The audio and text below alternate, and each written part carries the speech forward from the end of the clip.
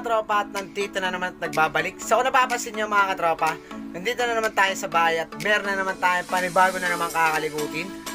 So marami nagtanong sa atin ito sa Facebook, lalo na sa mga post natin sa marketplace, kung paano daw ba mag-maintenance ng seal bearing na headset mga katropa.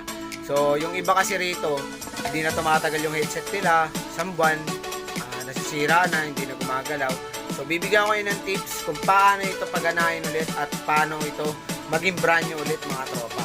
Pero bago yun mga tropa, hit mo muna yung subscribe button at click mo na rin yung ring bell para updated ka sa mga pamarating nating mga video. So yun na nga mga katropa, hindi na natin patagalin to. So papakita ko na sa inyo kung paano to linisin, paano to ikabit at paano ito kalasin isa-isa. Tara, let's go!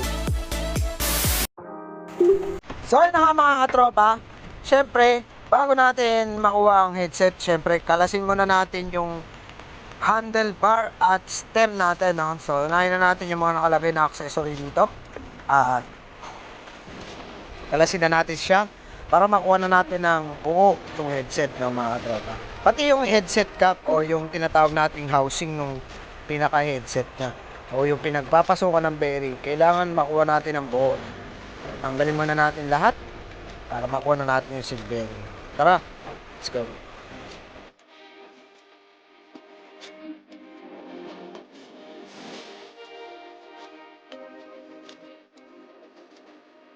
So, kung napansin nyo mga katropa, yung pinaka ulo ng fork, yan, pinakalawang na, no? So, hindi na matagal na talaga na maintenance to, o hindi pa naman maintenance. So, ngayon ko pa lang yung maintenance to. Grabe kalawang, matigas yung pagkakapit niya rin sa stem. Kailangan talaga yung maintenance natin to mga katropa, no? Kasi ganyan na mangyayari, no? Kakalawangin yung pinaka-kapitan ng stem natin. Kailangan talaga i-maintenance to.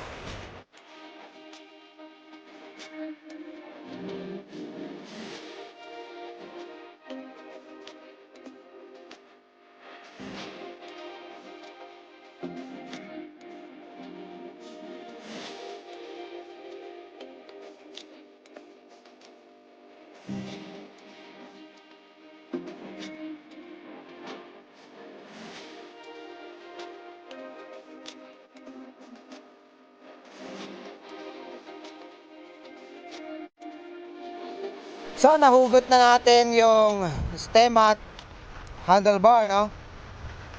Kung napansin nyo dyan, no, ayaw niya lumabas itong volcanic top.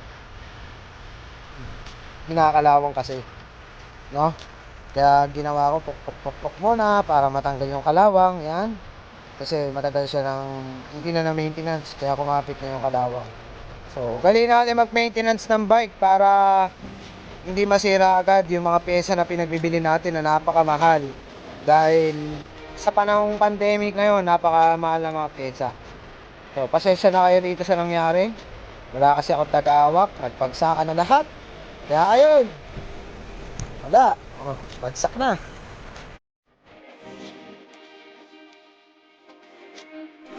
So mga tropa, ito na yung headset natin, no? Spacer, volcanic cap. Hindi, ito pala yung headset, sorry. Ito yung yan, mga headset natin, no? So, hindi ko na pakita yung volcanic cap, So, tatanggalin muna natin yung pinaka-bearing, yan. Sundan nyo lang, tanggalin yung bearing. Napansin nyo naman, napakadumi, no? Pero nandyan pa rin yung grasa na nilagay natin last time. So, 3 months na bago pinalas to, no? Ngayon ko na lang ulit pinalas kasi lumalagitik o may ingay na, nagbabibrate kada liko niya pumipitik. Tapos matigas na siya iliko, hindi na siya smooth. So kailangan tanggalin muna natin yung mga seal bearing niya. Yan. So makita niyo na yung dalawang bearing. So susunod natin gagawin mga katropa, tatanggalin natin tong itim o yung cap niya. Yan. Kailangan matanggal yung cap na yan para malinis natin na maayos. Kasi kung hindi mo tatanggalin yan, hindi natin malilinis yung loob niyan mga katropa. So, kailangan meron ka dyang manipis na panikwat para dun sa cap, para dun sa takip niya, no? Yung takip sa bearing, yung kulay itim na yan. So nahirapan ako dyan kasi napakanipis, kaya hindi natin makalas. So wala naman siyang kalog. Chinek ko na rin baka may kalog. Pero hirap na hirap talaga akong tanggalin yung takip niyan. So, yun. Bali, nahirapan ako ng cup na yan, no? So, tanggalin nyo lang yan para malinis natin agad na maayos. So, kung hindi mo tatanggalin yan, i-stay lang yung kalawang sa loob at hindi mo malalagyan ng grasa. Kaya kailangan talaga tanggalin siya.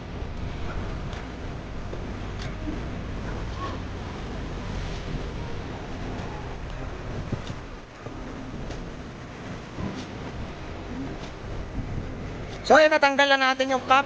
Yan. O yung takip niya, no? So, ang susunod naman natin, ito. Tatanggalin natin to mga katropa kasi para makita natin. Yan, no? Napakadumi. So, yun pala. Kaya pala siya, ano, kasi madumi na siya. So, ganito gagawin nyo para makalas nyo yung parang center ring ng bearing. Kumuha ka lang ng kahit anong pwedeng ipukpok dyan. Yan, ipupukpukin mo lang para lumabas yan. Parang ano to eh, cup niya sa loob. Para dun sa bearing at parang cover, ayan. Yan. Kung napansin nyo mga katropa, no? Napakadumi talaga. Sobrang dumi na itong bearing na to kasi wala natin ina-maintenance. Kaya yun, dumi. So, lagay natin, lilinisin naman natin ngayon mga katropa. Gamit itong gasolina. So, gasolina yung gagamitin natin palinis kasi mas mabilis lumambot to sa mga bagay na matitigas. Yan, lalagyan lang natin dyan. So, para lumambot na agad, lalagyan mo muna. Tapos, brush lang konti. Brushin natin yan ng brocha di Varia ng mga katropa. Para matanggal agad yung mga dumi at yung mga buhangin at ang kalawang na nakakapit. Yan, brush 3 times a day mga katropa. No? Kailangan talaga natin brushin yan para matanggal o para lumambot yung nakabara. Tapos, kumuha ka ng baso. Ilagay mo dyan yung gasolina at yung bearing, yung cup, or ano namang kahit anong baso na gamitin nyo, pwede dyan. Huwag lang yung styro cup o hindi nagamit pang kape, no? Kapag nalagay mo na yung gasolina dyan, gawin na naman brush 3 times a day para luminis at matanggal ang dumi at ang grasa na bulok. Yan, kung napansin nyo, iba na yung kulay niya, malinis na siya. Kasi mas mabilis itong patanggal ng grasa itong gasolina mga katropa. Yun, napakaangas. So, ganun lang. Siyempre, linis na natin. Wag nating babasahin ng tubig yung mga seal bearing dahil pag napasukan ng tubig sa loob to, hindi nyo na matatanggal. No? Hayaan nyo lang yung gasolina doon. Or patuyuin nyo muna or pabugahan nyo ng hangin or sa air pump para patanggal yung mga gasolina sa loob. Huwag nyo ibababad sa tubig o sasabunin mga katropa kasi pag ito na bawnan ng tubig sa loob ng seal bearing, mag-i-stack yung tubig at masisira ito. So ito na siya mga katropa, kung napapansin nyo, napakalinis na. Oo. Kitang-kita na yung mga ball bearing niya mga katropa. Napakaangas. Yan. Yung gagawin naman natin, lalagyan natin ng grasa para magkaroon ulit siya ng grasa at mag-clean ng maayos. Napakaangas yan mga katropa kasi yung grasa natin na ginagamit is item. Mas okay ito kasi nabubulok siya pero hindi siya nanunuyo mga katropa. Yan. Lalagyan muna natin. Sakto lang, hindi pwede sobra kasi pag sobra ito, overflow naman to sa gilid. Hindi madumi lang yung natin, headset. So, lalagyan lang natin ng grasa yan mga katropa parang naman sa ganun na maging bago siya ulit. Pag nalagyan na natin grasa, kukunin mo lang yung cup ring niya sa gitna. Yun, yung dalawang yun. So, ganito lang gagawin mo, ibabalik mo lang siya. At kukuha ka ng panghigpit. Hindi mo siya pwedeng pukpukin papasok. Kailangan panghigpit. Gumamit tayo ng plies or what na pwede natin panghigpit dyan, no? Meron kayong gato, pwede nyo rin sa gato. Pero sa akin, plies lang ginamit ko para may pasok siya. Yan. Iinan mo lang, papasok na yan. Hindi naman siya ganun kahigpit. Kaya madali siyang ipasok. So yung mga katropa, okay na tong ginawa natin dahil napaka-smooth to. At wala na ako nararamdaman na lagatik, napakaangas. So ang gagawin natin, pupunasan mo, syempre, para hindi marumi, no? Pupunasan muna natin yung bearing o yung seat bearing na to. para naman malinis, no? So ang gagawin naman natin, kukunin natin yung bearing cap, no? Diyan. Lalagyan din natin sa ibabaw ng grasa para kahit kaunti, meron siyang grasa sa lalim. Kailangan pa rin natin lagyan talaga ng grasa to kasi para hindi talaga siya matuyuan. Mas okay to kung maraming grasa. Pero huwag naman sobra. So, babalik na natin yung cup niya. So, okay na mga katropa. Tapos na natin. So, ano lang gagawin nyo para maging bago ang headset nyo at bago ang smooth ang play. Napakaangas. So, ano pa hinihintay nyo? Maintenance nyo na yan mga katropa. So, dito naman, kailangan din may grasa para hindi kumapekto sa bearing cap sa headset cap. Yan. Babalik na natin yung seat bearing para maikabit na natin sabay.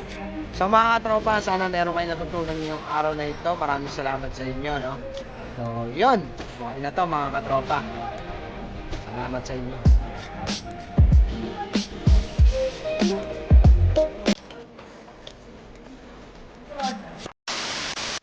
So yun mga tropa, kung napansin nyo sa ginawa natin, okay na siya, all good, safe na. Hindi na siya kakalawangin dahil okay na yung laman niya, mayroon na siyang grasa. So napansin nyo dun, malinis na, grabe yung dumi, no? So yung pinalinis natin kanina, gasolina, mas maganda yun para mabilis matunaw yung mga kalawang niya sa loob o yung mga dumi niya na nakabara dun. Pero, pag nilagyan mo ng gasolina mga tropa, punasan mo lang, no? Huwag mo lalagyan ng tubig. O huwag nating hugasan ng tubig na may sabon. Kasi, pag yun, nagkaroon ng tubig sa loob at nilagyan mo ng grasa, magkakalawang ulit yun. So, yung mga katropa, meron na naman tayong panibago na naman natutunan sa ngayong araw na ito. So, yung mga papa-comment dyan, comment nyo dyan lang sa baba. Siyempre, huwag nakalimutan i-hit ang like and subscribe. Siyempre, i-share mo na rin sa mga katropa mo para meron na naman silang bagong matututunan. So yung mga katropa, hanggang dito na lang. Tunog Mayaman Nation Hub Edit. God first. Paalam.